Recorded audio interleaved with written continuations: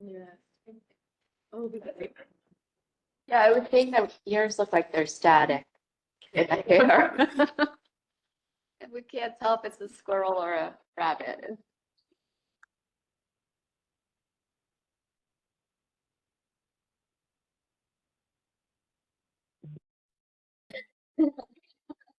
Sorry.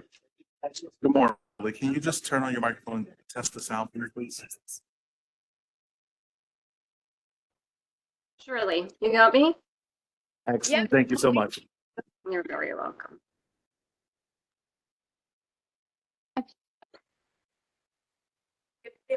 We have quorum and we can start, right? Okay. Lights, camera, action.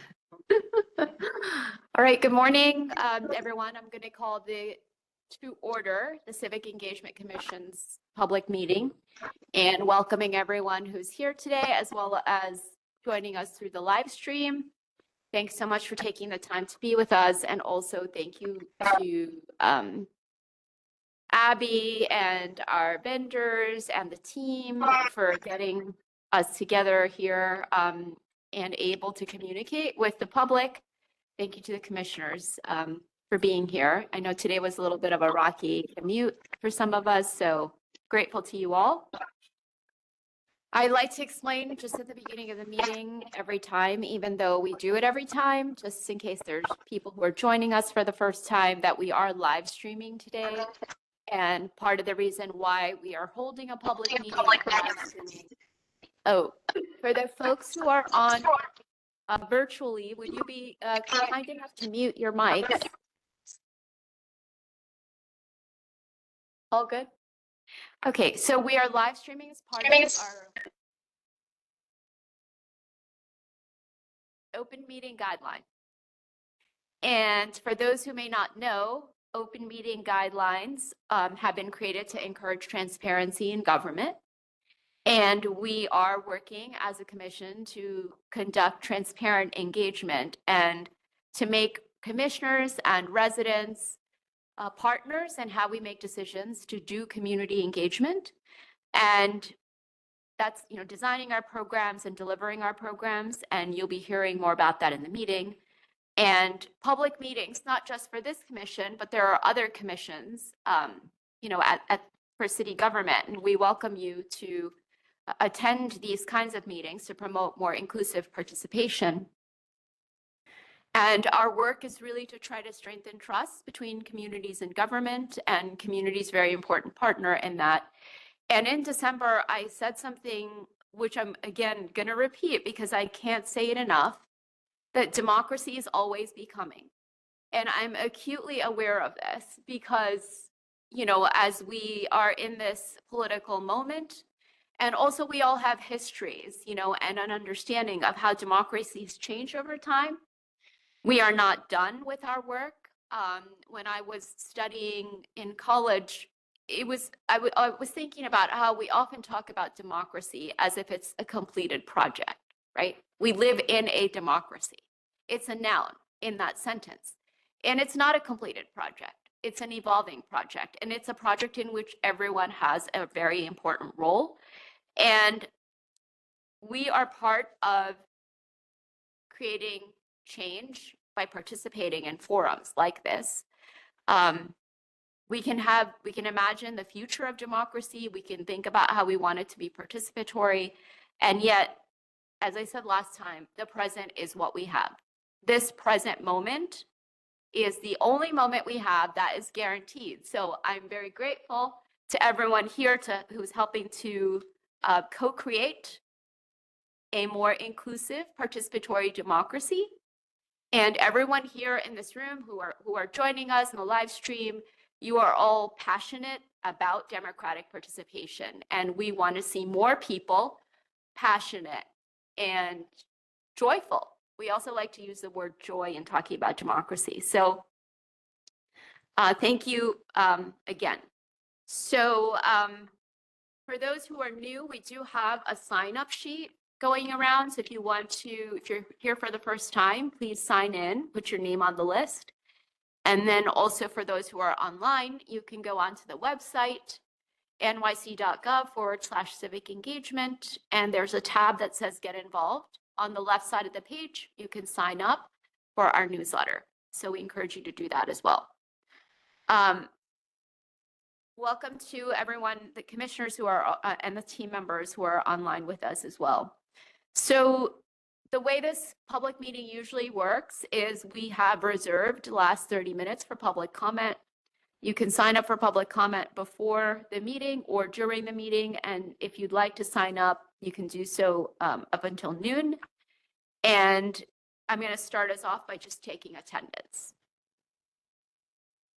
And for those who don't know, a quorum requires us to have 8 commissioners present.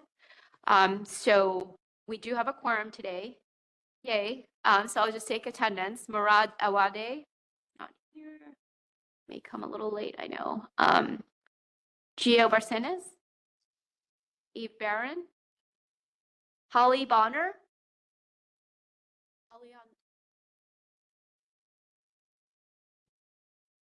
Holly, are you here? Okay, maybe on the phone. Amy Breedlove, Natalie DeVito. Present. Hi. Mark Diller, I'm here. Donna Gill, Here. Anthony Harmon, Here. Ishrat Jahan, Here. Edwin Maxwell, Lillian Perez, Good morning here. and Mitch Wu. Okay, not here. Okay, and I'm Dr. Sarah Said, and I'm one of the 15 commissioners who are appointed to the Civic Engagement Commission, and it's my honor to be chair and executive director of the commission. So in our last meeting, we voted on an update to our voter language assistance methodology, as well as a resolution for the Civic Engagement Commission to engage in racial equity planning. So what we're going to do today is just approve the minutes of the meeting from December. We emailed these and you have these in your folder if you're here in person. So is there a motion to approve the minutes? So moved. Second. All in favor, please say aye. Aye. Any opposed, please say nay. Okay, we will be approving the motion to, sorry, the motion to approve the minutes is unanimously approved. Thank you. Next, we have a lot of program updates for you. We do not have any resolutions for voting today, so a lot of the time, or the whole time, will be focusing on the programs and what the CEC has been up to and will be doing in the immediate future.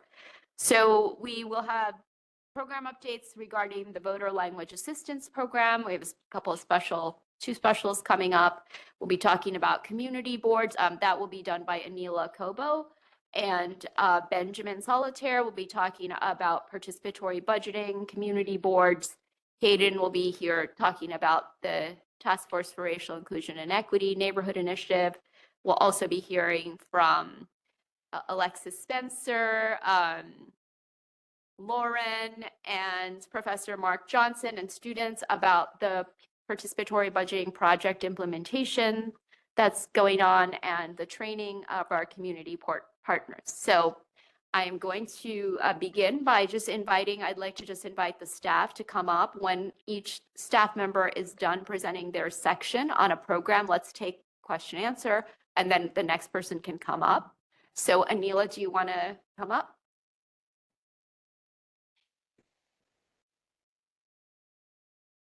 Good morning, everyone. Okay. For those who don't know me, I'm Anilia Kobo, and I'm the Director of Voter Language Services at the Civic Engagement Commission. In terms of updates from the program, as Dr. Said mentioned, we have 2 special elections coming up. District 44 in late March and District 51 in late April. We just wrapped up planning for the next 6 months. including the specials and the ranked choice voting outreach for the June primary. And we're currently working on developing educational materials related to the June primary, outreach efforts, and marketing.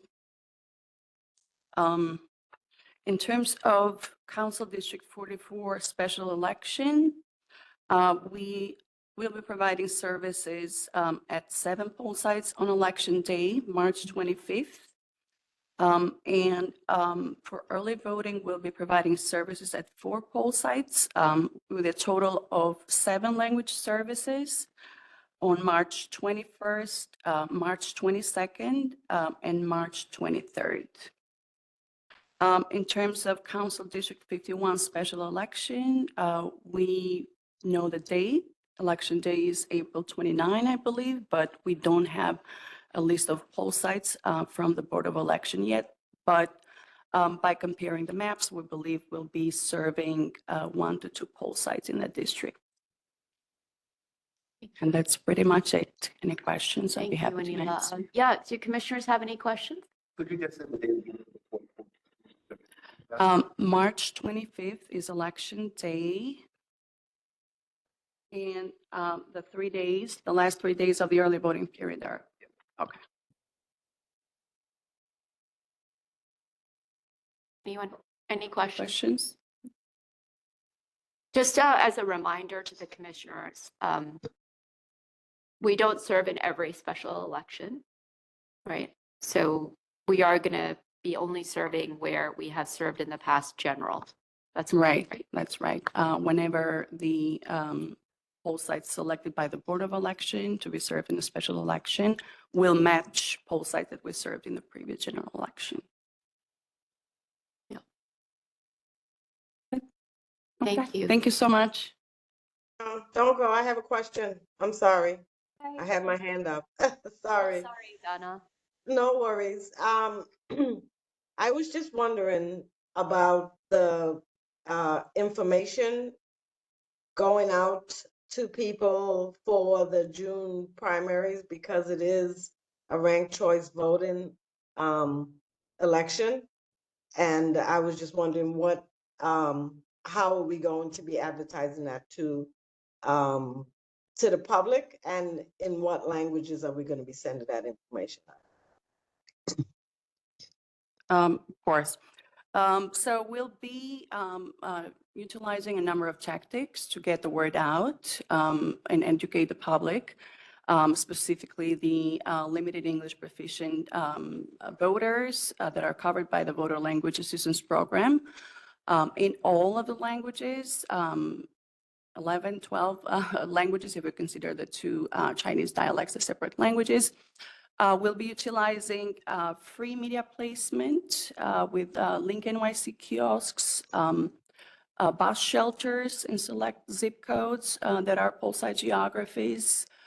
In terms of paid ads, we have about $60,000 set aside for ads. They will be spent on community ethnic media and geo-targeted meta ads. We're also going to get the help of city agencies to amplify our services and the right to vote in one's language by developing a multi-language digital toolkit, which we do with every election. And they amplify through their channels, whether social media or newsletters. We also do have distribution lists of community-based organizations, so that information is going to go out to over 100 community-based organizations. Thank you. Of course. And commissioners are welcome to suggest, networks for us to distribute this information to, and also help us amplify through your networks as well. I do want to say a note that we are beginning conversations with our partners, Campaign Finance Board, Board of Elections, nonprofit partners. There has been concern about the importance of sharing, the same message or unified message and collaborating on what the message is, particularly to language communities. Translation becomes complicated because there's dialects and, so we're trying to be better coordinated. Our intention is to do that. As Anila said, we don't have a ton of money invested into this messaging, but we will be making an effort to be collaborative and coordinating with partners. Yeah. Thanks. I assume that community boards and maybe even borough boards and borough service cabinets would be among those, in effect, free media options that could be taken advantage of.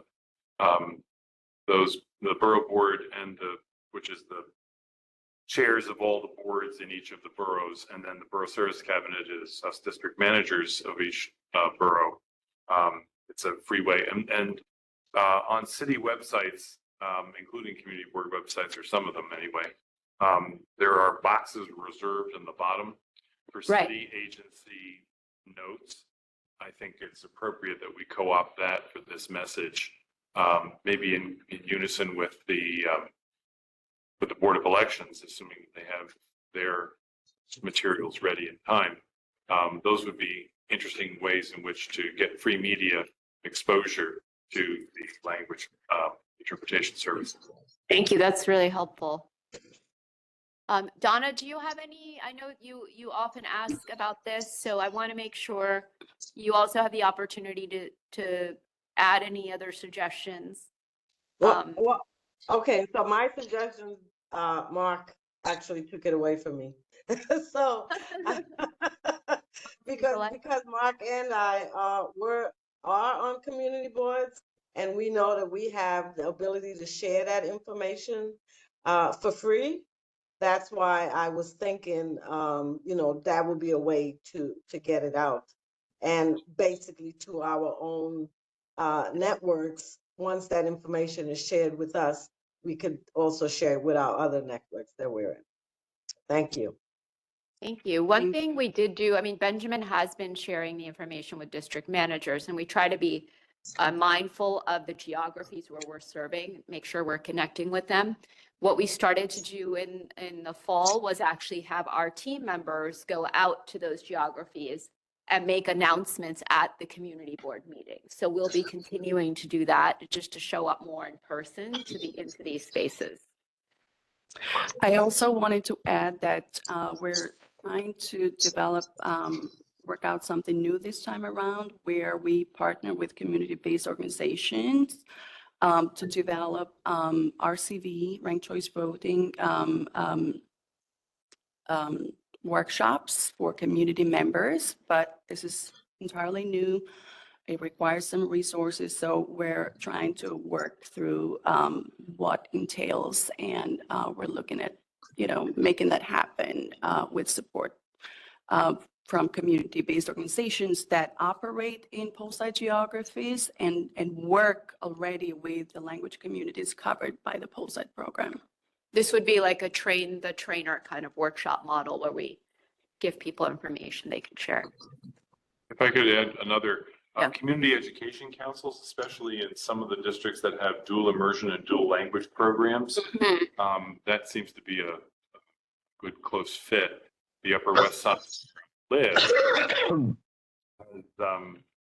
has a number of different dual language models. There's, of course, Spanish, but there's Russian, and there's Haitian Creole, and these are right down the main street of some of the languages that this commission supports. And I'm sure there are others in other districts. And again, free media. If you put it in front of the Community Education Council folks and get it on their website or their distribution, then you've gotten exposure to the folks that you want to reach. That's really great. Thank you. Okay, any other questions regarding voter language assistance? Okay, hearing none, we'll move to the next section. Thank you. Benjamin, do you want to come and talk about community boards?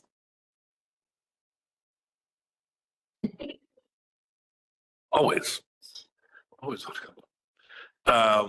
How you doing? Thank you for having me. Benjamin Solitaire, Senior Advisor. Next slide. So we hit the ground this year in 2025, running with a bunch of HPD focused workshops that they, part of their public education workshops, offering them to our community board members. You can see the names up there. They coordinated with DOB and CCHR to hold some of these workshops. They were well appreciated. Said attended by about 100 total members. With that, always that issue of online, which you get a lot of people signed up for them, and then not all of them show up. So we're trying to work on that to get people to sign up and show up to our meetings. Then we started scheduling. One of the things we heard last year after holding some conflict resolution workshops was that de-escalation was important at these meetings. As I'm sure some of you know, that sometimes there's some raised feelings. So, but the trainer who did the conflict resolution thought they would be best served in person. So we're working with the borough president's office to schedule them in person at the BP's offices or wherever they think is most useful to hold in person for a limited number, 25 to 30 people, to bring down the temperature or bring the temperature down with de-escalating conflicts workshops. So those hopefully will get rolled out in the next couple of weeks. Next slide. We heard last year in a meeting with some of the Future of Community Board working group members and borough presidents that while people might like to apply to be on a community board, they don't really understand what it means to be on a community board. So we have developed a video called Day in the Life of a Community Board Member. We used a real community board member, shot it up at a district office up in the Bronx. We just minutes ago saw the rough draft. It looks it's on its way, so we'll be sharing that just to give people that we can put out there as a PSA what it means, what the job is like. It's a 3-minute video, so it's not going to go into every detail, but it gives people an idea of what that will entail to be on a community board, not just apply. You're going to hear from Mark Johnson a little later, but we're also going to offer some monitoring evaluation workshops. Last year, the Brooklyn Borough President asked for one in Brooklyn. It was successful, so we're offering it to them again, but we'll also be offering it to all the other boroughs. And we're continuing our partnership with the Future of Community Boards working group on how to prepare for term limits coming up soon. So Center for Urban Pedagogy, CUP, did a report, and now we're meeting with the borough president's offices again to see how much they want to be behind continuing that work on a coordinated basis. So I think that'll be exciting. I think that's it. Then we'll have some other to be announced workshops coming up in the spring. The video that you did, will you be sharing it with the commissioners as well? Oh yeah, yeah. We'll hope you'll share it. Mark. Either in the video and or in other, one of the things that I think we've noticed is that the folks who applied in the current term for appointment to community boards did so in an environment when most, if not all, meetings were virtual. Mm-hmm. And with the, in quotes, end of COVID, the open meetings law requires that those meetings, like this meeting, have a quorum in person. Yeah. I'm hoping that the video emphasizes that point because we had a lot. I've spoken with folks in my own board where I work, the board I used to serve on uptown, and others. And there are a lot of folks who are surprised to learn what the open meetings law really means. So I'm hoping that that point can be driven home, perhaps gently, but still firmly, so that folks know what they're getting into. It's a shame to attract new talent only to have them walk away after a term or even less. Right. Especially when we go to all this trouble of recruiting them in the first place. Sure. I can say that the video does mention the importance of quorum and how hard it is to get that sometimes. It doesn't specifically refer to the open meeting law, but maybe we could put we'll look at that. The open meetings law doesn't have, I live in the weeds, so of course I see it that way. but just the words in person is the part that folks Yeah. perhaps understand imperfectly, or especially given that there are two different ways that you can appear virtually, Right. one of which counts toward quorum and one of which does not. And Yeah. the legislature has nibbled around the edges to actually making a meaningful change to that. Right. Right. In this today's. Thank you. We'll keep that in mind. Just a request again for folks who are on virtually to please mute yourself. Oh, there's a hand. Thank you. Donna. Donna? Benjamin? Yes, hi, Benjamin. Thank you for that information. Being on a community board, as Mark said, the distinction between in person and on video, virtually, is a distinction that people, when they join the community board, is not fully aware of. So to have that sentence that says that it's in person, and if you have to do it virtually, you have to get an excuse, or you have to notify the district manager and the chair. I mean, it's a whole lot of language, but I think that part of it may help people understand that they have to be physically in the room. See that I'm not physically in the room now, we can't have that conversation. But however, there are some borough presidents that are trying to overturn or to hold back the term limits, that the community board that was voted in by a mandate, by voted.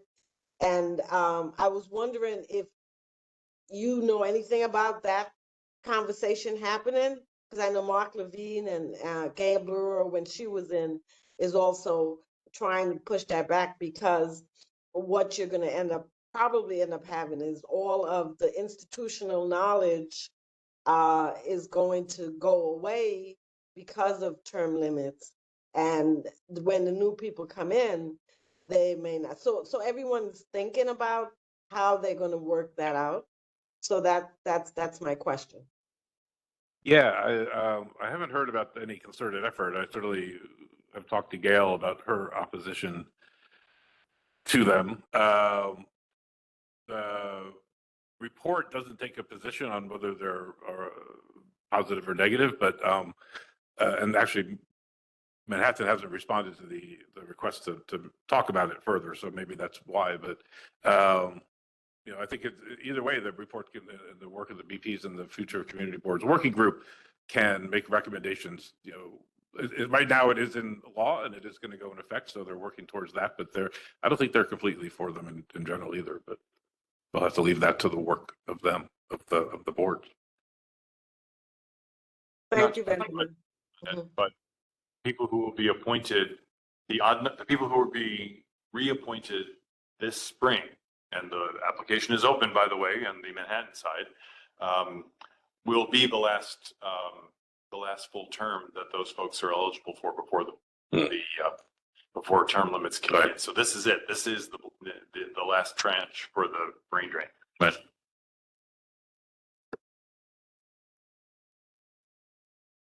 So are we going on to participatory budgeting? All right. Next slide, I guess.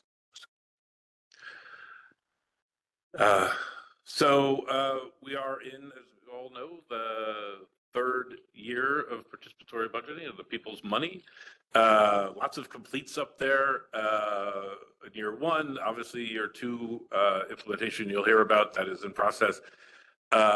We completed the idea generation phase of year three last November, and now we're in the borough assembly phase, which is a really exciting part. I mean, not that they're all not exciting, but it's a great process.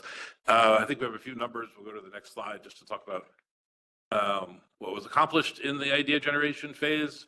You can see 9,700, a little over 9,700 participants and 480 workshops or sessions held around the city with 3,591 ideas, which was pretty impressive. A lot of people have a lot of thoughts about what our communities need.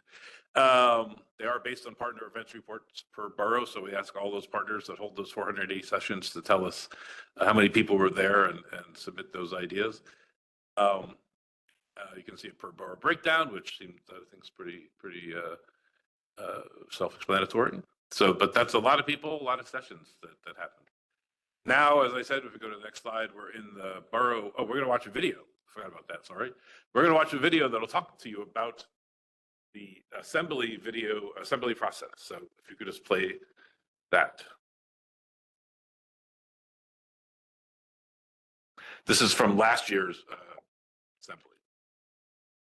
This is Dan Flam, Facilitator B with CEC TV. Come with me today as we journey into the heart of deliberative democracy and participatory budgeting in New York City.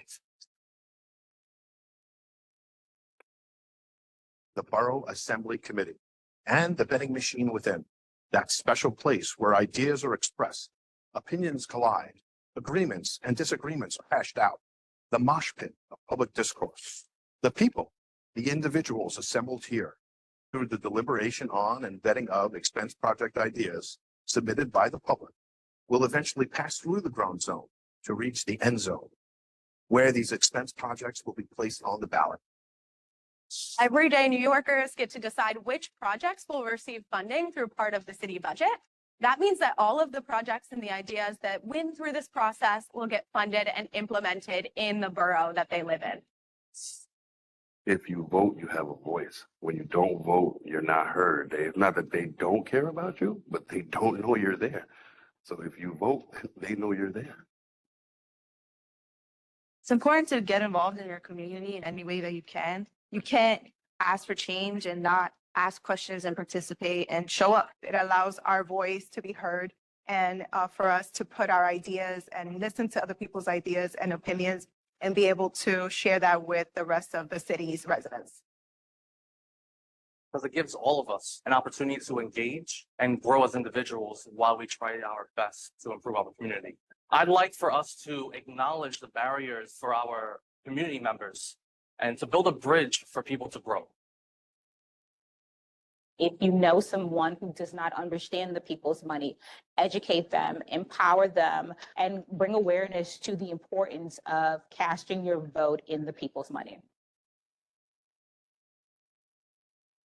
So I think it's really important, a really great way for community members to get engaged, get involved, and help address the concerns we all have in our city.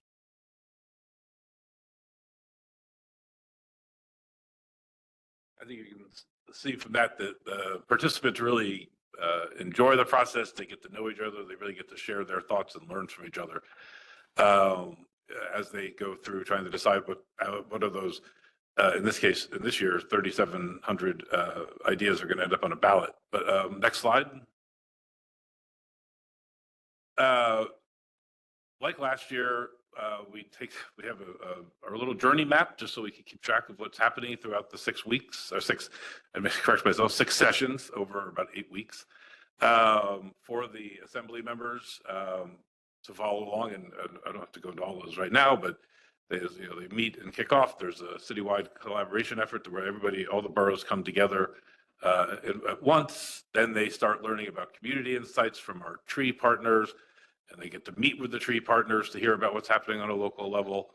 And then they spend the last 2 sessions refining those ideas and deciding what the final ballot projects would be. Ideas. Next slide. We have, as of last night, completed 3 of those 6 sessions. Every borough, we have 2 boroughs on Tuesday and 3 boroughs last night, meeting for 3 hours at schools in each borough, except for Staten Island, which has a church. But they meet at school libraries. They have about 20 to 25 members. They have applied through the idea sessions. They made an application, and then they were randomly selected based on the borough demographics. We had about 1,354. I just had to come up with that number yesterday. So 1,354 applicants for what is now about 100 total members. Again, first two sessions were exercises to get to know each other. Most of them haven't met before. They're coming together for the first time. They don't know each other, so we have some exercises to get to know each other, think about how they think and react to solving problems, and then a little video about critical thinking. And again, next slide. At Columbia University at the Forum, which is actually off campus, but a little 125th Street, they helped sponsor the all borough meeting where we brought all the members together to meet each other and then also to hear from city agencies on the programs and policies that they have. So you can see the agencies there. They really loved being there. They loved talking to the members. The members loved hearing from them. And we shared all the information that they shared. And they've had a nice, vibrant conversation. Next week, as I said, the TRIE partners themselves will come to each borough and present some of their needs assessments that they see on the ground. And just a last note is that we have recruited, the number just went down to 2 students. One of them dropped out last night, but 2 students from Columbia to observe, one in the Bronx in this case and one in Brooklyn, the process and come back with a research report as a neutral observer on how the process went and hopefully make some improvements. But they're students that are very interested in deliberative democracy and civic assemblies, which is the model that we use. Yeah, that's it. Is that it?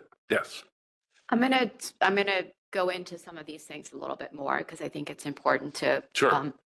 flesh out a little bit more on the process and how it's working. We have to remember this is a 2-year process, each cycle. So participatory budgeting citywide began in 2022. Am I right on that? Yeah. 2022, right? We started in 2022 in the fall, and the borough assembly committees that looked at all the ideas happened in 2023 for the first year, and then voting happened in 2023 in the spring. Projects started getting implemented in 2023 through 2024. So 2024 marked the first year of a full cycle where we actually have projects that have been completed, and we're working on creating a report of the impact of those projects and how successful they were and who they reached and what they accomplished. So it's important for people to remember that this is like a 2-year process and we don't have a lot of years that we're reporting on. It's just the first year. And then the second year, 2023, was when we started the second cycle, and we're currently in process with the implementation of the projects that were selected from that year. And that's what you'll be hearing about a little later, right? So we're just Selected in at 2024. Yes, it completed it and they started in 2024, but they'll be completed in 25. So wanted to just lift that up a little bit more in terms of like being able to talk about results. That's important to understand that we're just at the beginning. And then I wanted to lift up a little bit more on the thinking skills and work that's happening in the borough assemblies. I actually have the fortune, I'm excited to be actually helping to co-facilitate with JP, another team member of the Queens Assembly. And one of the things that's very, very important, I think, for us as a commission to be aware of, as Benjamin said, most of them don't know each other. They're coming together. It's a group of 20, 25 people who are sitting together at small tables, talking deeply about what the ideas that came through, like what they mean, how do we select these, what issues are important to us, right? And these are all people who have lived experience with all the issues, whether it's youth engagement or youth job, career paths, or serving people who are struggling with food insecurity. There's a wide variety of ideas that come through. And part of what we're really trying to do in these assemblies is to help people use their critical thinking skills as well as hone their critical thinking skills. And that is another tool that we all need to have in democratic participation, is how do we think, not just for ourselves, at the same time, how do we think together? And for example, Benjamin talked about, and if you could just go back to that slide that was about the borough assemblies that links the critical thinking video, which if we can pull up and show, that would be great. I wanted to explain a little bit more the people, task, and listen, act exercise. We all have default ways that we generally tend to think. Next slide. So there was one exercise where we put like cards on the floor, and one card said people and the other card said task. So in the way that you approach your work usually, or these conversations generally, do you tend to focus on people, what's important to them, how they feel, right? Or do you tend to focus on, let's get this task done and here's what we need to do?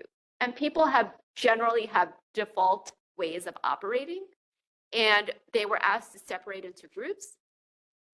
Similarly, we had then added a listen, act kind of cards, and then we asked people to like think about where they would fit on those.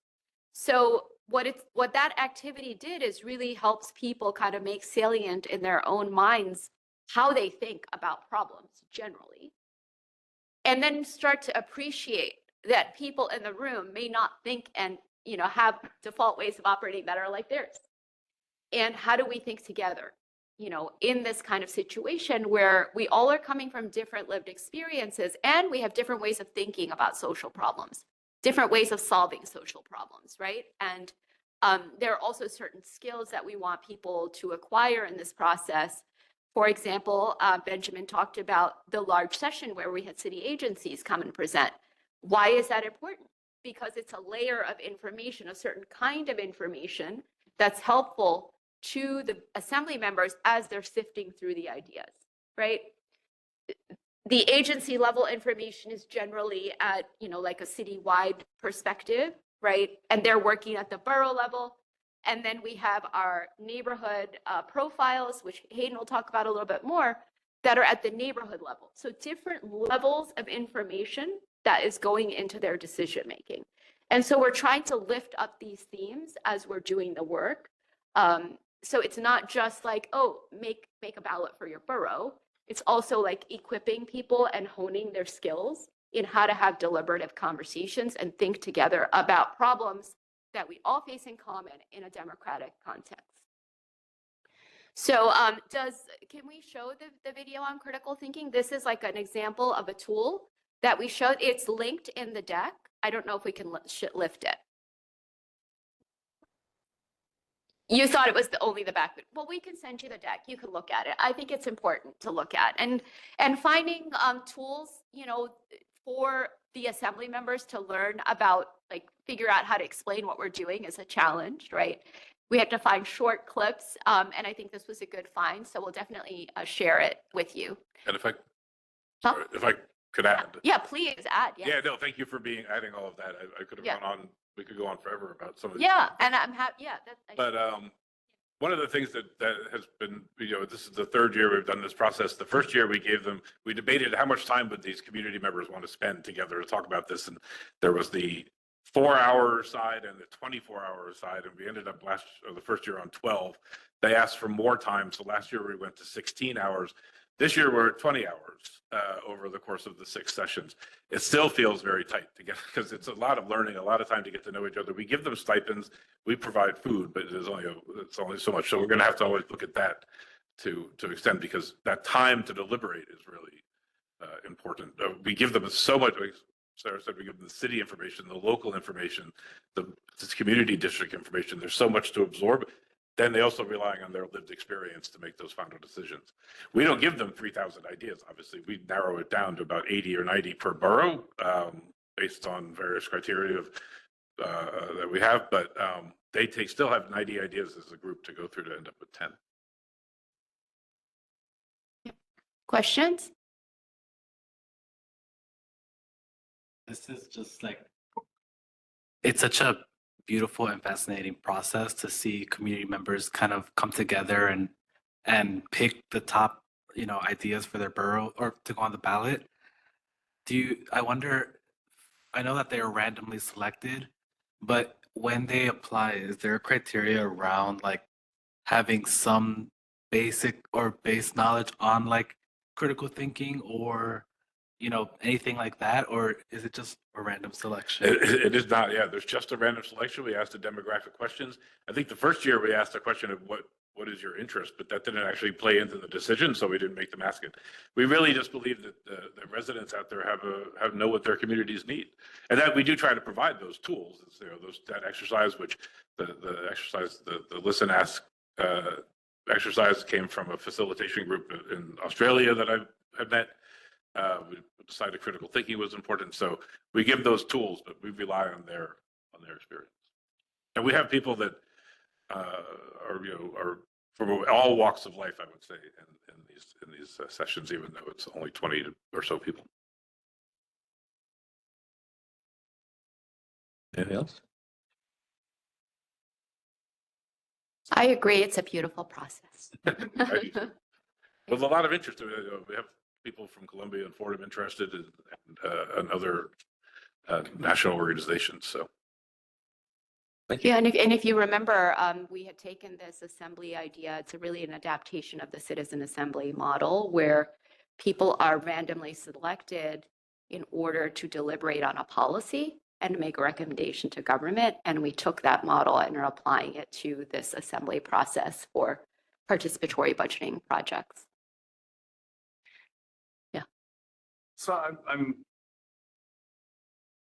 I do appreciate how I'll call it team building, but the onboarding process of getting to a place where folks will be empowered and able to make the winnowing decisions that are part and parcel of that work. Is there an aspect either in the selection process or the onboarding process that highlights the unusual nature of this being funding on the expense side instead of on the capital side? Because a long-term fulfillment of need often revolves around capital dollars, which is what council PD deals with. And the unique issue here is that a lot of the needs that are being addressed in one year may very well recur year after year, but the funding would not. Right. So we've talked about that before. I'm wondering if there's a role or an aspect for building the team that makes these decisions to be aware of that rather challenging difference in how the money works, the money part of the people's money. Yeah, I mean, we do talk about the expense being the programs and services and that it is a one-year funding limit. I don't think we go into detail a lot about it. Our job is the sustainability of the process, not particularly theirs. They have an immediate respect. We do emphasize that these projects being expensed will get implemented fairly quickly as opposed to what they're used to maybe in the council process. So we do talk about that. So I think, I guess it is touched on, but we really want them, there's so much information. We could do 30 hours, of course, on this whole process or more, but I think there's so much information to give them that it's not like a major focus, but we do talk about the ideas that come in are also expense, from so they're not like necessarily trying to sift through capital versus expense. Yeah, they don't have in any this whole exercise because for the idea to come in at all, it has to, be an expense idea, and then the team goes through the 3,000 ideas to double check that there's no capital in there. Yeah. I guess it's a positive that they're asking for more, not less time to be brought forward. And we do call on people, it is a random application. It seems that maybe one or two people have been chosen twice randomly because it's the same group that's applying. But we do draw on past members for other aspects of the CEC to be facilitators, to be involved in the voting. So they're very interested once they've gone through this to continue to be part of the process. I'm sorry, I'm not sure if I'm understanding. Oh, sorry. Are we bringing in grant recipients from a previous cycle? No. Because that might be an interesting. Well, there is a whole discussion of how they should be involved, how people implementing projects should be involved. The TRIE partners are being the most direct connection, and I don't know if some of them might be implementing too. I don't. Yeah. So but that's not. Nobody's ever calling or advocating for a project. But no, what I'm just saying is that once they've gone through this process as a borough member, they are interested in being involved in the CEC in other ways also. And we try to encourage that we keep them on listservs about what we're doing, and we make sure they know of other opportunities. No, these are all positives. Thank you. All right. Hayden?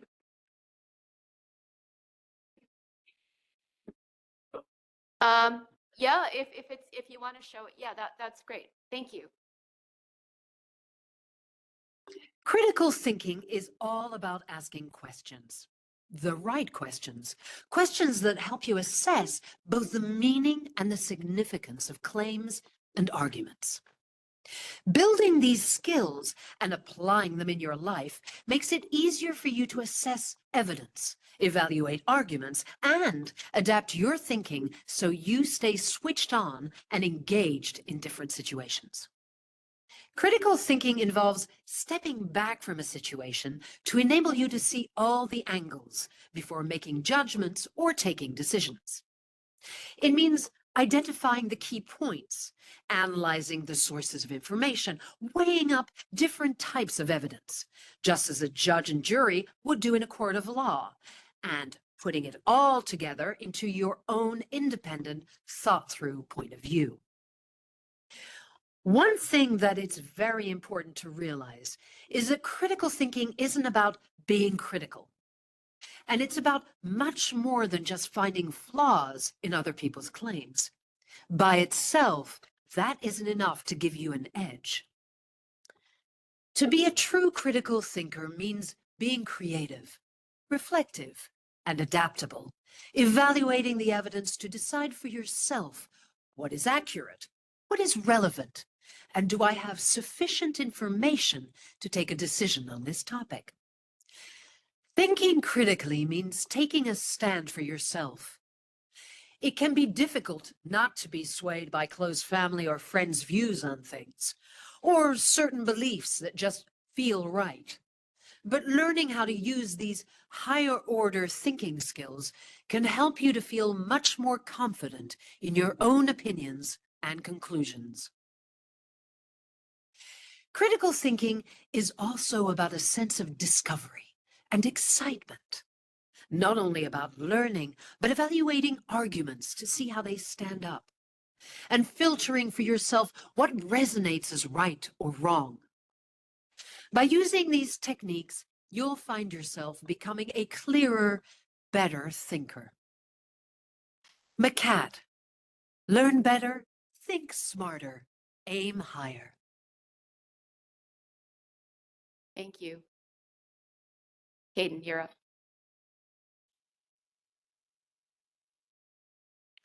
Hello, good afternoon. I'm Hayden. I'm the Special Projects Manager at the CEC, and I run the TRIE, or Task Force for Racial Inclusion and Equity Neighborhood Initiative, where we partner with community-based organizations across New York City equity neighborhoods to build or sustain local coalitions and engage their residents in civic engagement and the people's money.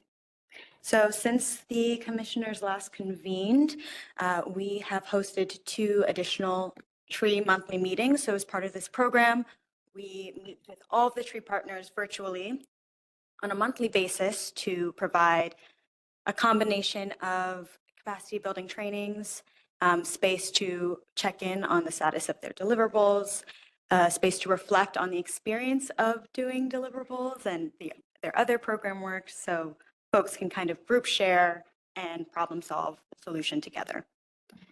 In the December TRIE meeting, we introduced an upcoming deliverable, the Community Needs Assessment and Resource Mapping exercise. So we talked about what are the steps they could take to complete this worksheet, which we'll talk about in just a moment. And we also teed up the Civic Engagement Workshop, which is a deliverable that they'll be completing in the spring. And as part of that conversation, we built definitions of power, love, and justice together, as those are the core concepts of the workshop itself. In January, just a few weeks ago, we reflected on the experience of completing the needs assessment. So they submitted their needs assessment and resource mapping exercises earlier this month to be submitted to the borough assemblies, which are, as Benjamin and Sarah shared, our borough assemblies took a look at those last night and the night before. We talked about upcoming logistics for the borough assemblies. So our TRIE partners are going to be attending next week's session and have a chance to speak to borough assembly members themselves and work through ideas and reflect on the priorities that they named. And we also talked about the civic engagement workshop, different logistics for planning, for customizing their deck, and reporting once the workshop is completed. Next slide, please. So the community needs assessment and resource mapping exercise. This is a relatively new deliverable in the program where we asked our TRIE partners in partnership with their coalitions to identify a top community issue in their neighborhood that would be presented to the borough assemblies. And they did this through a couple of means. So you might recall our TRIE partners hosted idea generation sessions in the fall, each of them a minimum of 5. And they took a look at all the ideas that they had generated in their own sessions and parsed out the themes that kept resurfacing across their different sessions. They had meetings with their coalition members and did an exercise that's similar to a truncated version of the borough assemblies where they deliberated. They said, what are the issues that you guys think we should focus on presenting to the borough assemblies? Are they different from the issues that were named in idea generation sessions by our participants? And they also did some of their own research using the NYC equity mapping tool, mapping equity, and using other city data sets and New York City open data. They then mapped the local resources in the neighborhood that focus on the need they chose. So the goal with mapping the resources and the service providers was to say, you know, what is the current landscape of services that are happening in our neighborhood right now? And what are the gaps or limitations to those services that contribute to why this need still persists or this need is still unmet? So that is their mapping, their resource maps. And then we asked them to create a challenge statement that included the top community priority, the population or communities within the neighborhood they think are directly impacted by this issue, and their assessment of why the issue persists. And following that, we asked them to prepare a list of recommendations of ideas or program components that might address the issue. And these needs assessments were presented to the borough assemblies to use as part of a critical thinking activity where they took a look at the top priorities in the TRIE neighborhoods. They compared them to community data profiles, which were tools that were created by a member of our team that broke down demographic data at the community district level that overlap with TRIE neighborhoods. So they saw if there was anything that they could relate to one another. They looked at the priorities in comparison to the ideas that they were reviewing in subcommittees, and they came up with questions. So as Dr. Saeed said, there's different levels of information that the borough assemblies are receiving. The TRIE neighborhood perspective is just one of them. And although the resource maps and the needs assessments were prepared in coalition, incorporating diverse perspectives to put forth top issues for the neighborhood, it's just one level. And we encouraged our borough assembly members to be curious, to ask questions, to see if it resonated with their own lived experience, to help determine where in the neighborhood idea or in the borough ideas should be implemented and for whom. Next slide, please. So the Civic Engagement Workshop is titled, the Civic Engagement is People Power. And the workshop is designed to have participants understand the meaning of civic engagement and the different forms it can take, to reflect on the importance of leading with love and working together with other people to create meaningful change, and to consider ways to get involved in their community, including with the TRIE organizations themselves.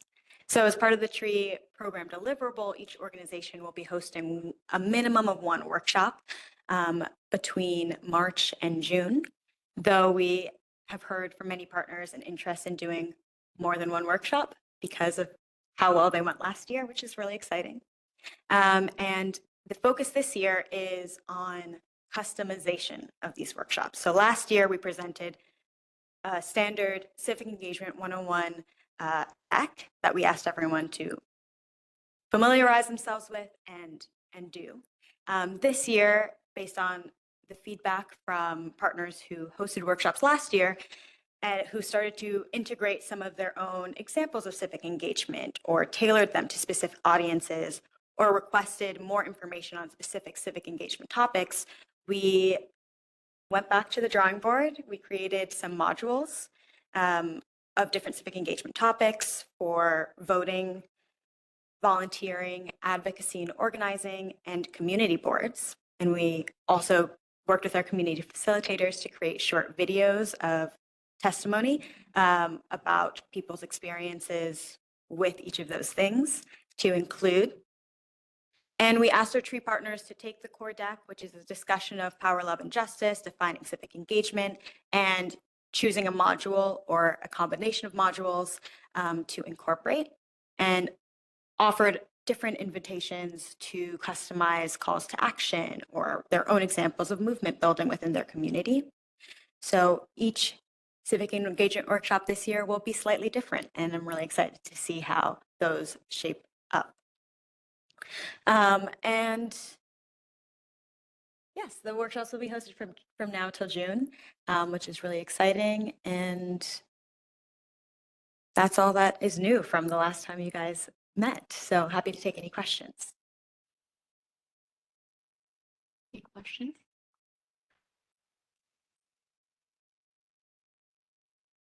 Thank you, Hayden. The workshops, as Hayden said, were first put in the field last year. So we did at least 33 last year. Yeah. Because did they have to do more than one last year? I can't remember. We also did one last year at minimum, but Yeah. I think we did at least over 45 in the end. And this, I mean, we're really excited about this workshop, and I think it's a wonderful opportunity to be able to like deliver it in different neighborhoods. And we have also translated Yes. the materials as well. Yeah, so we'll have the workshop so far confirmed being hosted in English, Spanish, Arabic, and Mandarin. Thank you. Did you have a question, Mark? Yeah, I just want to make sure I understand. So it appears that there is an overlap between participatory budgeting and the TRIE exercises, but that it transcends that and goes into a deeper dive into what the communities are experiencing. First of all, is that a correct impression? Yeah. Great, thanks. So I would be remiss if I didn't take this moment in time where diversity, equity, and inclusion are dirty words in the federal system that we all have to apologize for using, apparently. Is there a means or mechanism by which this process can be, I guess empowerment is too much to hope for, so maybe just reassurance of the value of our neighbors and their experiences? Can that be a part of these processes, or do we need a different process to respond to what it is that we're experiencing from Washington? I guess that's the kindest way I can answer that. Thank you for your question. I believe it is the TRIE coalition building is something that we are committed to and unique as a city agency in funding coalition building at the community level. It is the equity framework of the people's money process. So in the first year, in the pilot year, the people's money process was It's Our Money, and it was hosted in TRIE neighborhoods. The first year of the People's Money citywide included a neighborhood process and a borough-wide process. And this most recent or current cycle of project implementation, all of the borough-wide projects are being implemented across our TRIE neighborhoods at minimum. And this is a point that we emphasized and just made super clear to our borough assemblies who we're presenting information of specific neighborhoods to them to consider as part of their deliberation, to connect and potentially move forward ideas that are aligned with the priorities of our TRIE neighborhoods, hopefully demonstrating our commitment as an agency to serve communities who have been historically underrepresented, underinvested in. And I hope that it continues. I know from testimony from our partners themselves that they find this work super important and that there are not many spaces that they have to be connected with other organizations or be encouraged or incentivized to partner. And just as you said, like, community is the most important thing in this time. It's all we have, how we work with each other and how we build relationships to make sure that the folks who need the resources most are able to access them. So yes, I hope so. It's a commitment of my work and of the work of the agency. Yeah. Thank you. Thank you. Anyone on the phone have a question? Yeah. Is this people power workshop like open to the public? Because I think this would be cool for, I know this is at the neighborhood level, but yeah, I feel like for folks who might be interested in this process or just seeing it, can they attend to?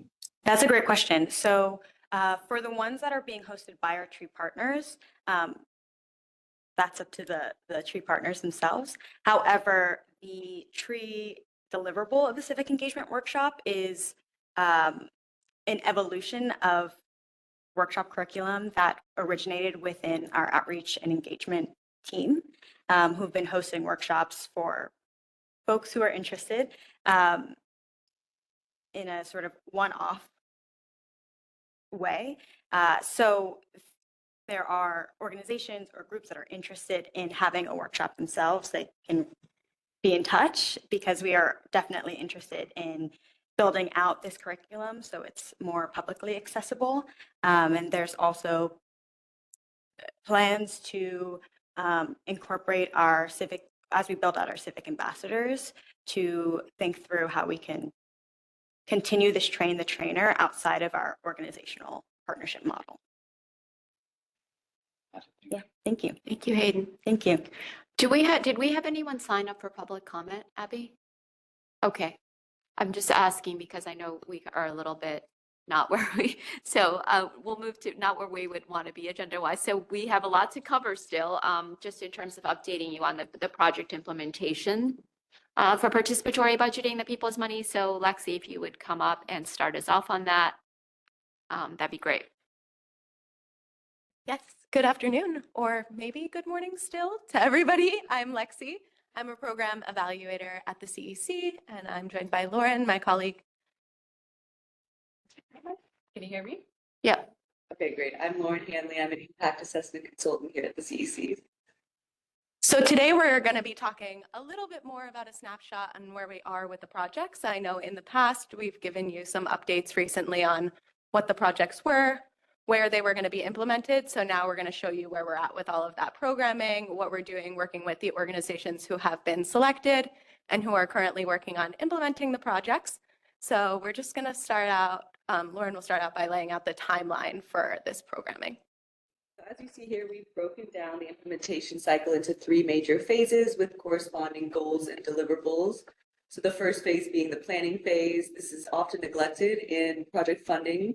So we really wanted to spend some focus on this, allow the organizations to get in touch with their community needs and put the, is this better? Okay.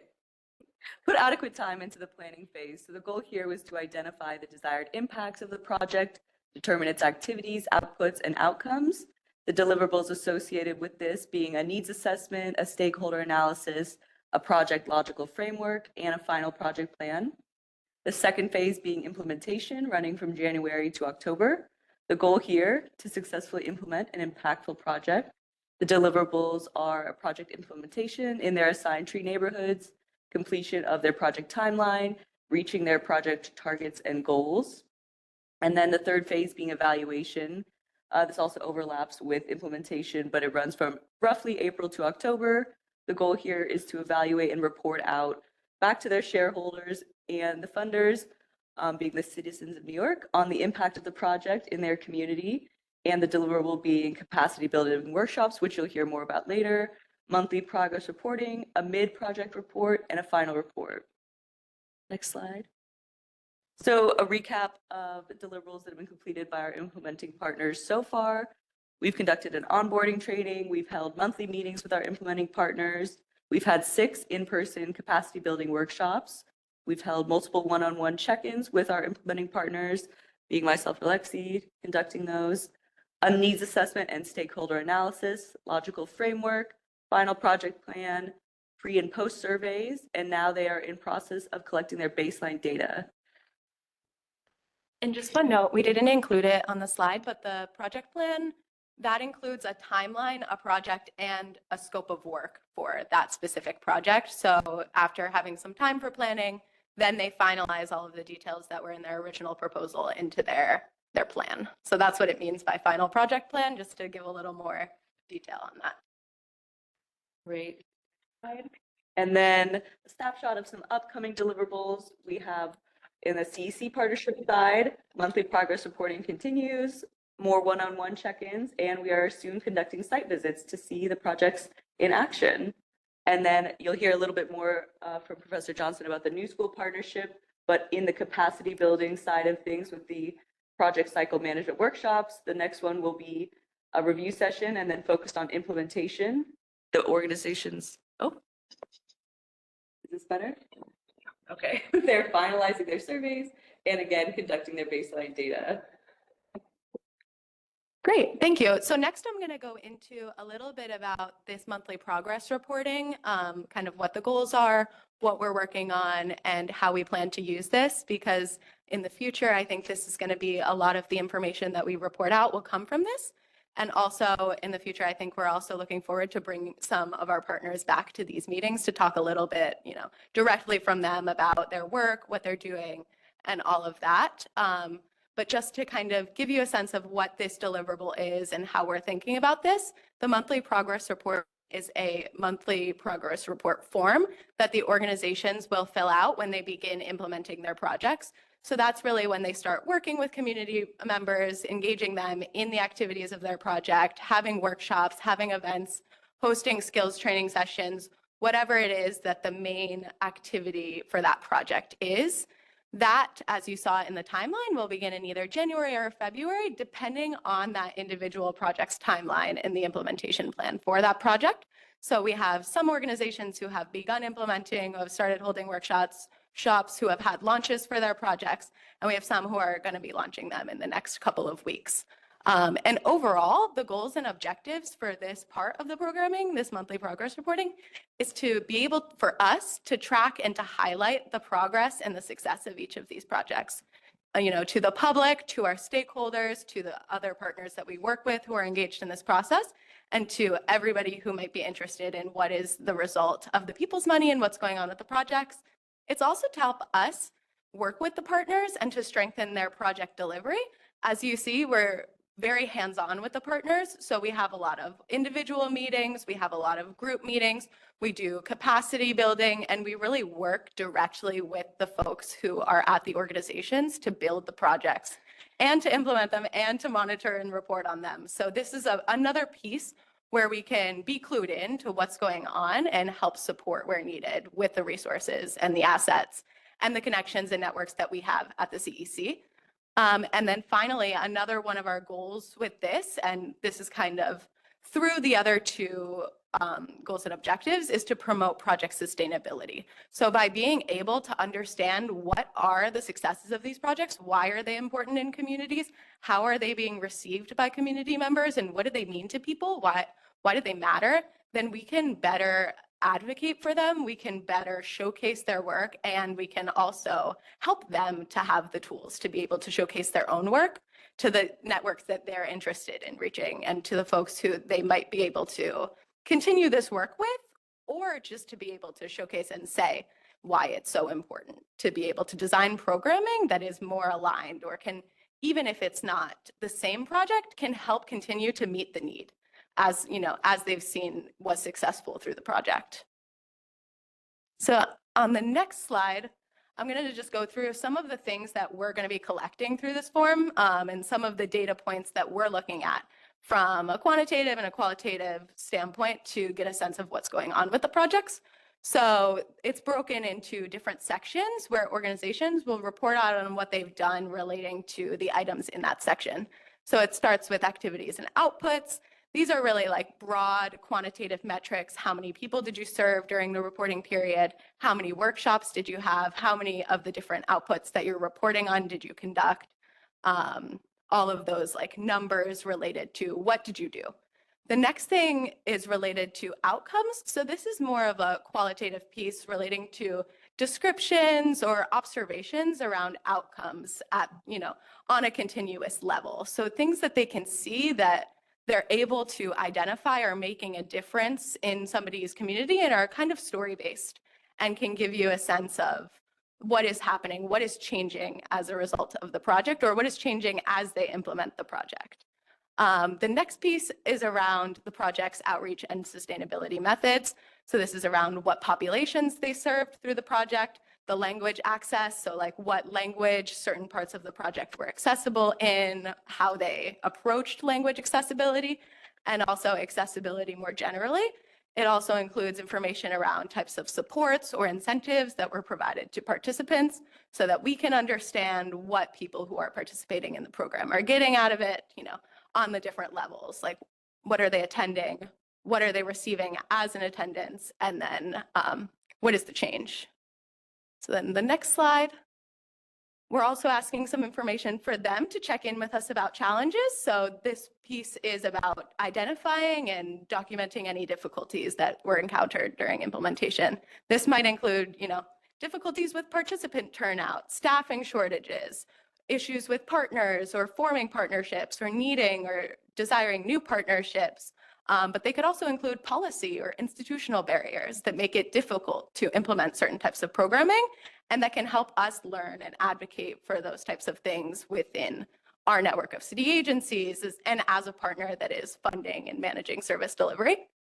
So then the next piece of that challenges piece is also for them to identify steps that we might be able to take or they might be able to take to help address or support those challenges.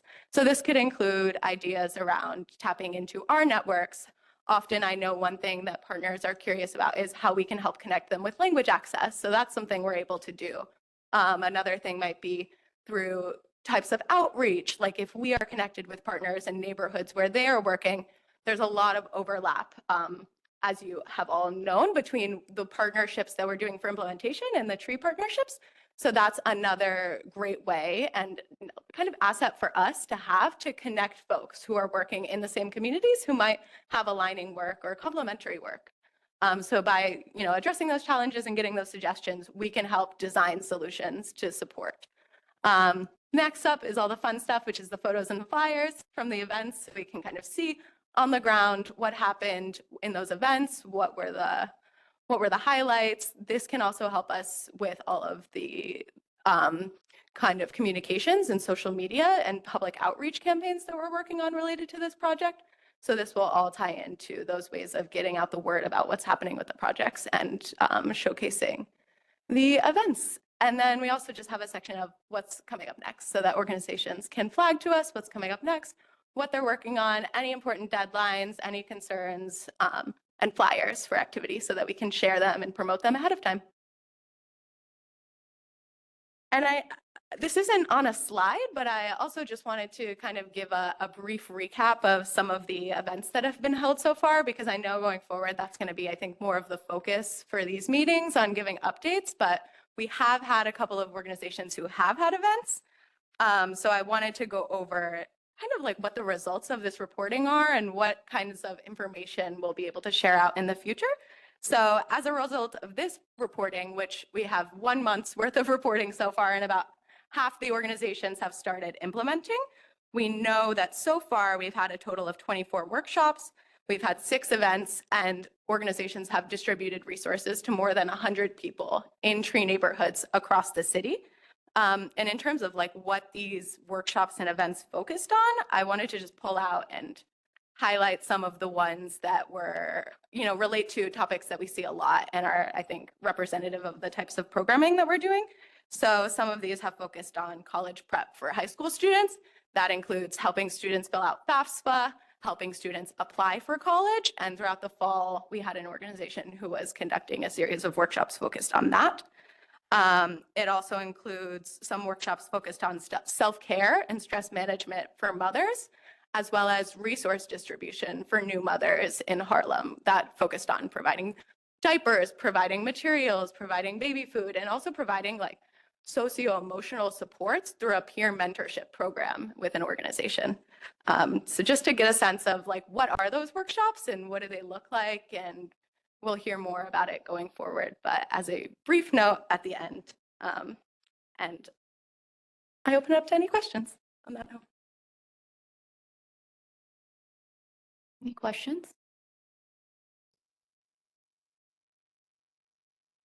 If not, next up, we're going to actually hear from Professor Mark Johnson and his student, Chasnan, who's working with us as a consultant to talk about how we're doing capacity building in person with the organizations focused on project cycle management and monitoring and evaluation. Yep, and as they come, I just also want to continue, please come up. We want to really thank the new school. I mean, this has been, as a commission, as a new office, we are trying to do a lot, and we need to not only leverage, obviously we have staff, our staff does amazing work and they are all overworked. We're also trying to build partnerships to help us develop capacity, and training the organizations on how to monitor and evaluate their work was very, very important to us because we need to be able to document the impact of participatory budgeting. So Professor Mark Johnson and the students in his course are supports to the organization. So thank you for the service you're offering to the City of New York, and the floor is yours. Thank you very much. Is this on? Yeah. Now? Is it lit? No, not all of them have a light. Okay, so, done. Thank you very much for inviting us. It's a pleasure to speak about this program. Next slide, please.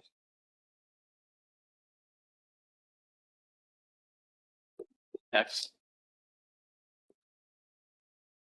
Yes, I'm Mark Johnson. I'm a professor of practice in the New School's Graduate International Affairs program. Thank you. And these are the courses that I teach. Next slide, please. This is the second year that we've been running this program. As Lexi said, it's been very hands-on. It's been a really great collaboration for us. Last year, I thought we ran a very good program. Part of that hands-on was meeting constantly, debriefing afterwards. And we took, at the finish of the workshops, I believe we did 6 or 7 last year. We took those lessons learned into this new cycle this year. We have a more extensive curriculum. We're offering 11 workshops this round. Tomorrow, we will complete the 7th workshop. We have 2 cohorts comprised of 10 community-based organizations in each cohort. The selection process was a little bit different for inclusion into the cohorts, particularly that the community-based organizations were really briefed in a better way about what they'd be doing in the workshops. So it's gone in a much smoother way, I would say, this round. Next slide, please. And I wanted to fill out a bit the goals and objectives that Lexi already talked about. The first being tracking and highlighting progress and success, which I suppose is the most obvious one when we're talking about training and evaluation. And the next set, strengthen project delivery. And I wanted to highlight that what that means on the ground is that the key stakeholders, which are the community residents, are receiving better services. If we're strengthening project delivery through this expanded planning and methodological planning, that translates into better services received by the key stakeholders who are also underserved, right? So I think that's really an important part of this process. One of the early workshops was on needs assessment, where we talked a lot about the stakeholders involved. We want in this planning process, because implementing organizations and planning can lose focus and become too inward thinking. And we have to remember that this is really all about the key stakeholders, which are, of course, the New York City residents, particularly and underserved residents, the secondary stakeholders being the New York City community-based organizations, and the tertiary stakeholders being the city government agencies. But also, let's not forget the taxpayers that are funding this also need reporting back to them. And one of our workshops is going to be on media, or two workshops will be on media production, led by Sabri Sharma here in the audience. And part of that is explicitly to report back externally to the New York City taxpayer residents about where the people's money actually went. Next, please.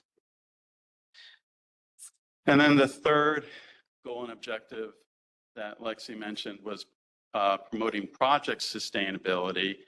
And I wanted to add that it's so, maybe this is a separate objective, it's really promoting organizational sustainability. And that's through this deep capacity building that's going on through our workshops with the community-based organizations.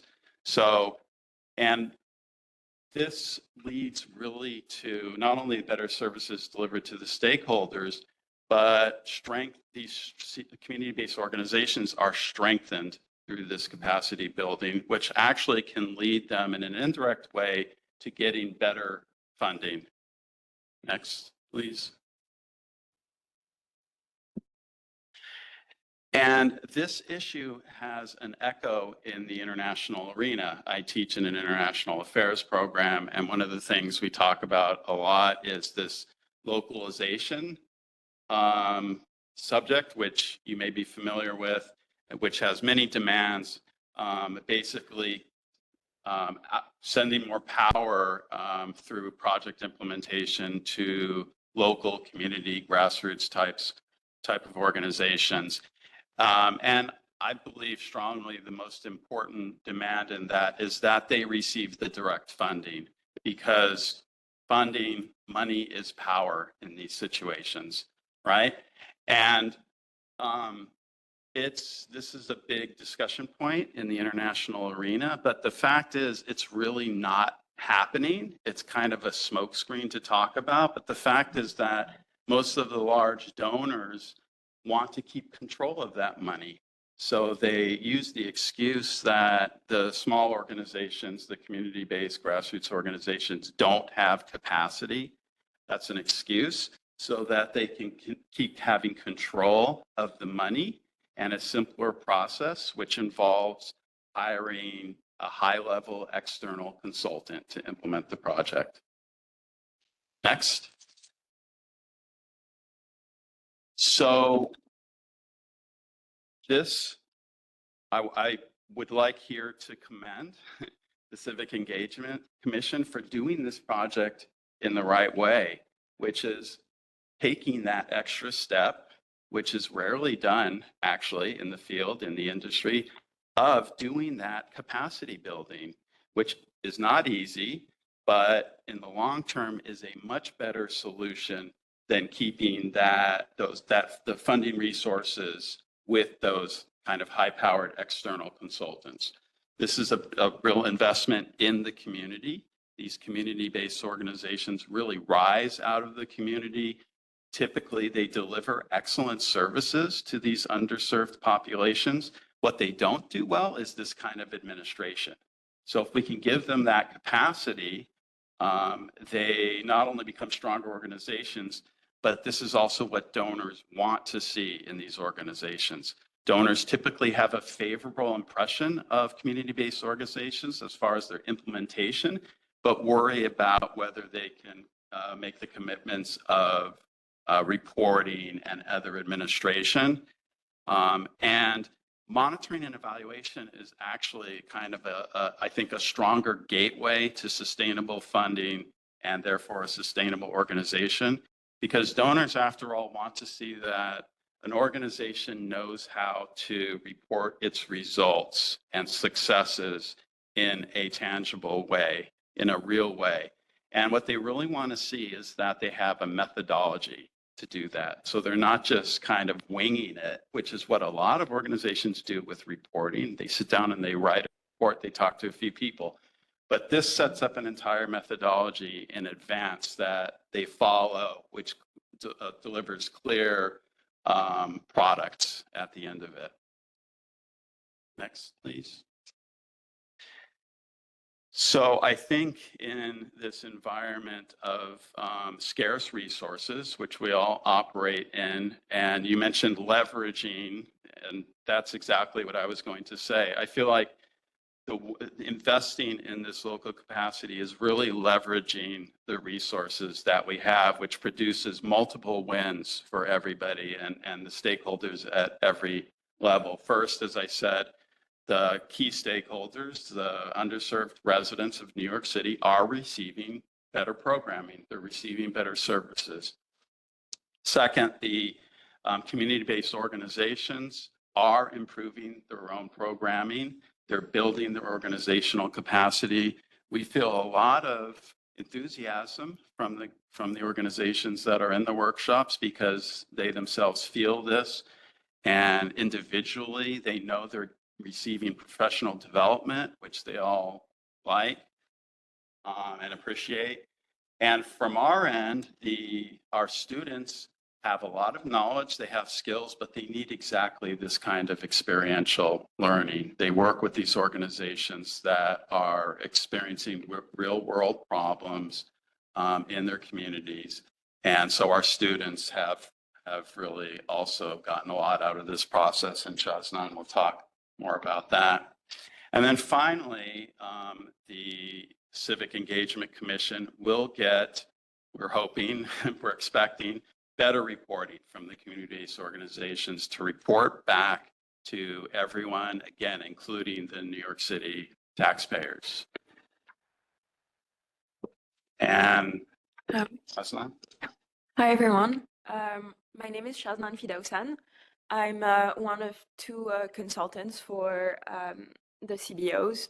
My colleague Habiba and I, who unfortunately wasn't able to make it today, we are both in charge of two different cohorts. And I'm a graduate student at the New School. I study international affairs with a focus on development. I took two classes with Professor Mark Johnson on project cycle management and monitoring and evaluation, which makes me qualified for the position of a student consultant because I've studied what CBOs are currently doing by implementing my skills to an NGO that we worked with in Kenya with Professor Mark Johnson. And I was interested in furthering my skills in the area.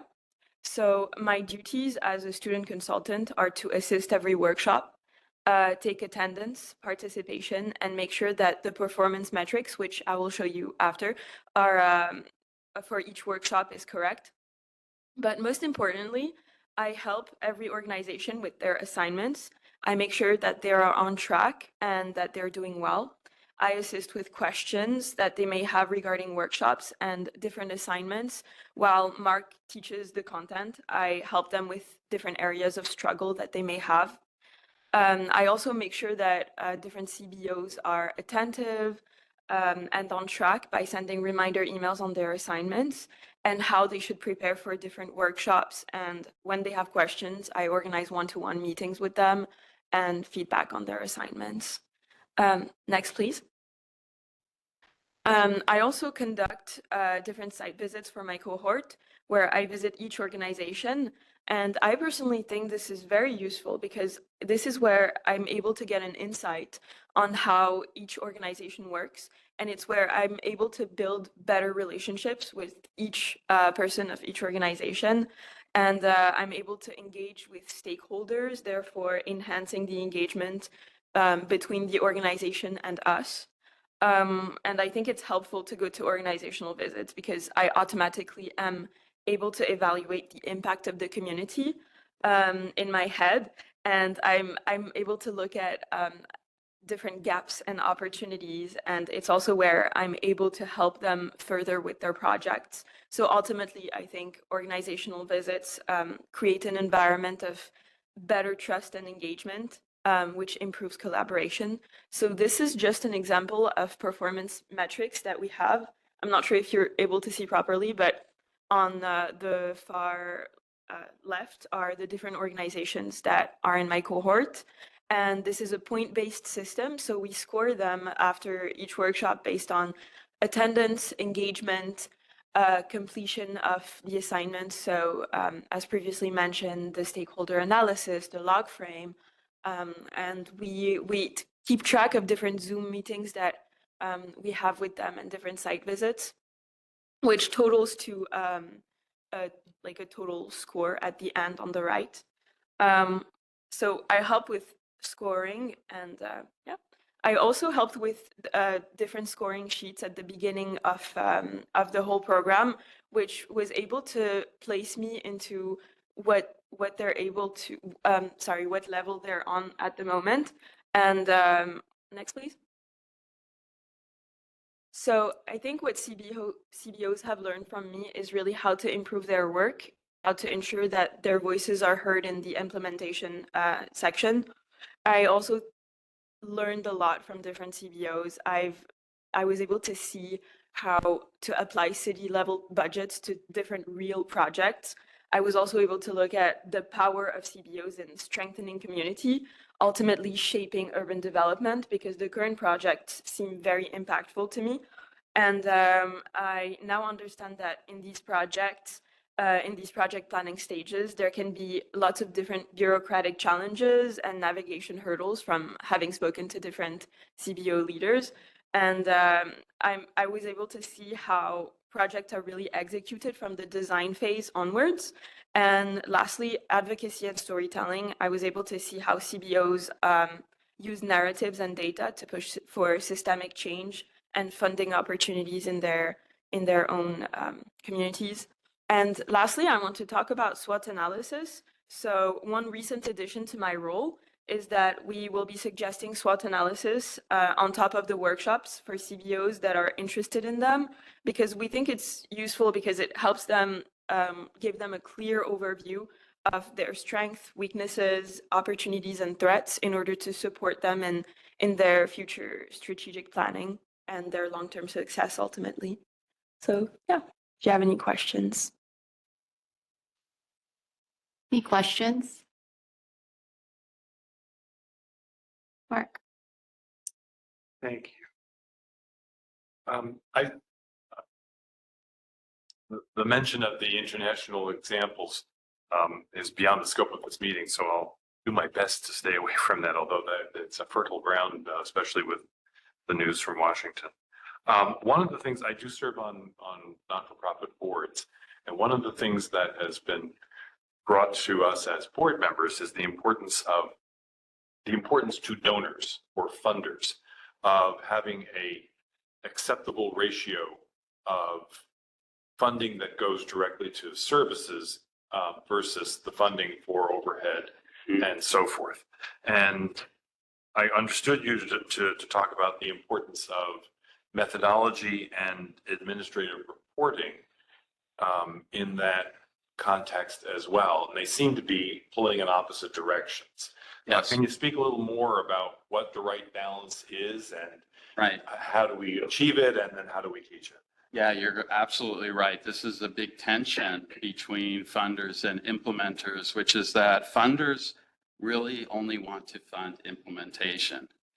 But when you do that, you're ignoring planning, which is pre-implementation and is an investment in success of implementation. So funders need to recognize that administration and overhead is an essential part of the project. It's not just implementation.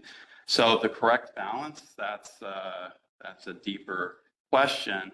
But, you know, when donors want to pay for it, they'll say, I think 15% is kind of the line that's drawn. for what's considered reasonable admin.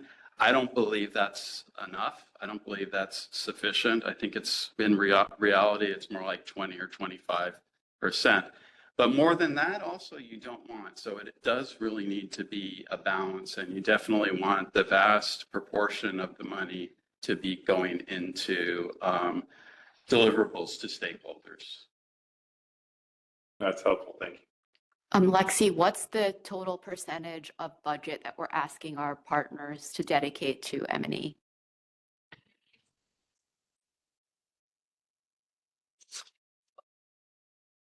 Thank you. So we are making a point to ask our organizations to set aside budget that we are giving them, that the city is giving them for admin, and there is a cap, but we're making sure they do it.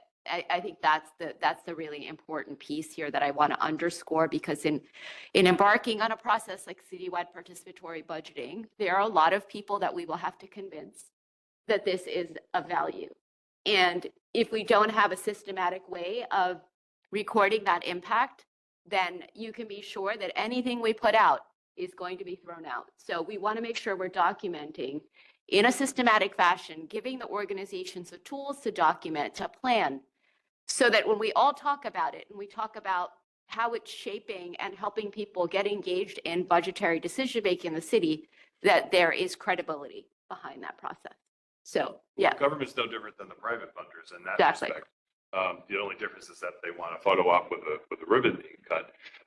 But it's still the same sort of thing. You want to see the services, you want to see the implementation. So it's great that we've actually got a number that we're targeting. Whether we hit it or not is almost irrelevant to me. The idea that we're creating a mindset that there is a number to hit is, more than half the battle, I guess. Anyway, thank you. That's great. And if I could just add, I want to thank you for the work that you're doing to helping people to quantify. We do these wonderful, wonderful programs like all the time, right? This is happening, that's happening, but oftentimes we have difficulty, like, quantifying it, right? So thank you for the work that you're doing and helping to achieve, that goal. Again, working with a lot of community-based organizations and, community groups. So there's these outstanding, beautiful things that are happening. But that when it comes to pen and paper, and as someone once told me, if it ain't in print, it don't exist, or it didn't happen, right? So helping people to do that and learn how to do that is noteworthy. So thank you for that. Thank you. May I say one more thing? Of course, yeah.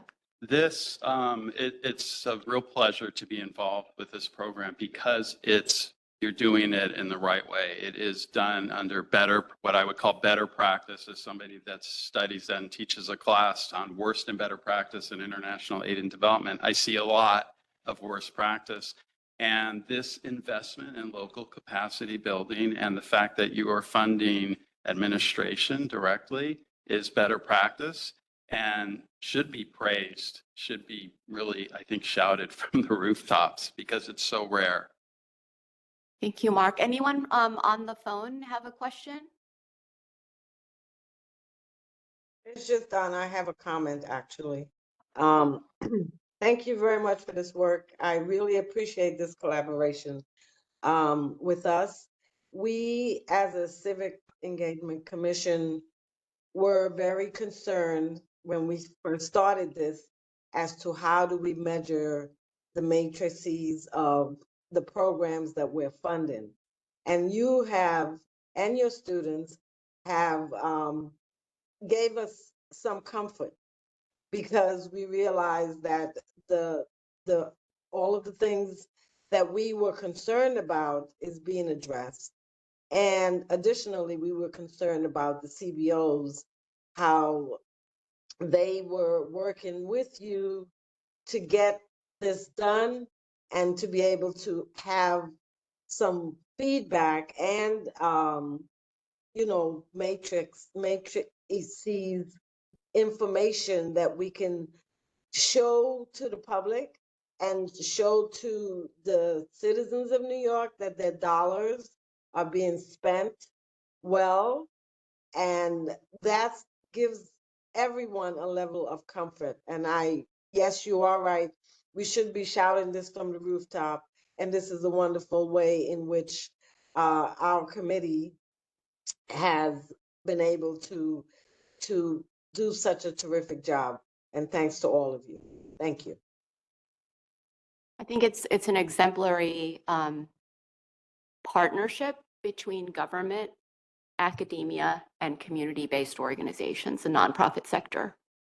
But I just, I'm trying to understand the chart on the point-based system tracking. Yeah. Just kind of help me understand what that, these numbers, 6, 10, 1, like what is that? So if you could. Well, on the far right of that, the far right column you'll see is a total. And I should say here, this is internal. This is really just for us because last year we had all these discussions and we said, let's put down some real indicators. And I find I like to turn things into scorecards because we can easily relate to the numbers. So we've done that, but that's all just for our discussions. And our regular meetings, our check-ins. We had one last week where we went through this.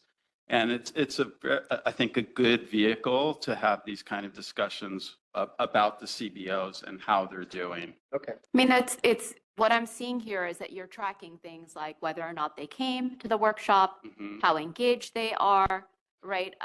And whether they submitted their logical framework, like whether they're coming, those are some of the things that you are looking at, right? Right. Yeah. Right. And the engagement part is really important. So not just that they show up and sit down, but Exactly. they're really participating. And the vast majority of them are doing great.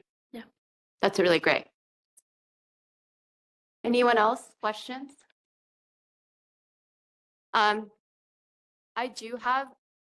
There's about 5 minutes left in this meeting, and I do want to share with you all, the commissioners.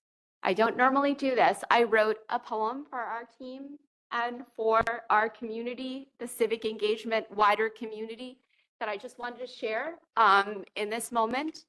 It's very short, and I don't write poems that often.